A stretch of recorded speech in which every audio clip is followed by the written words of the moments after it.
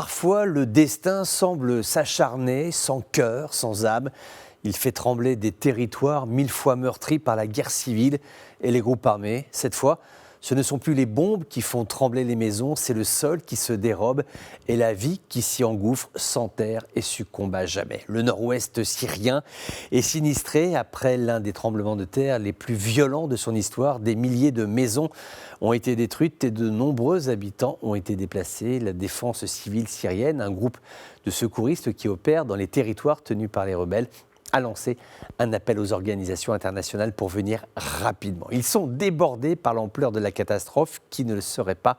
Au moins 700 morts, 2000 blessés et le bilan devrait encore augmenter alors que des équipes de secours recherchent toujours des personnes coincées sous les décombres. Le village de Besnaïa a été presque totalement détruit. Un complexe résidentiel de 140 appartements s'est totalement effondré sur les familles qui se trouvaient à l'intérieur. Les appartements sont empilés les uns sur les autres, même plus de 18 heures après le drame. Il y a encore là des gens qui sont vivants, ils ont faim, ils ont soif, ils respirent encore de la poussière, mais ils essaient de s'en sortir sous les décombres. Les responsables des secours ont mis en garde, des répliques de tremblements de terre peuvent survenir, des civils qui aident à déblayer doivent rester à l'extérieur des maisons, sinon tout peut s'effondrer. L'UNICEF a déclaré dans un communiqué que la vie de milliers d'enfants syriens est en danger. Certains ont tout perdu, leur famille, leurs parents, leur maison. Ils n'ont plus rien. C'est l'hiver, il fait froid, il pleut,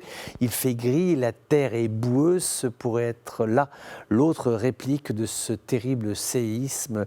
Un drame s'ajoutant à un autre drame, une ruine sur une autre ruine, une larme sur une autre larme, quelque chose d'irrémédiable et de définitif comme la terre qui se réveille et vous qui êtes engloutis dans ses propres entrailles. Quel est ce sort épouvantable qui s'acharne sur cette province d'Idlib, comme si depuis le début de la guerre civile, cette terre était promise, oui, mais promise à la souffrance, à la déraison des hommes et à la colère de la terre. Alors qu'en Turquie, l'État peut mobiliser ses moyens pour secourir la population, dans le nord-ouest syrien, il n'y a vraiment rien ou presque, seulement des hommes qui se faisaient la guerre hier et qui se retrouvent aujourd'hui face à des tas de ruines impuissants, avec à l'intérieur, dans les décombres, des gens qui agonisent.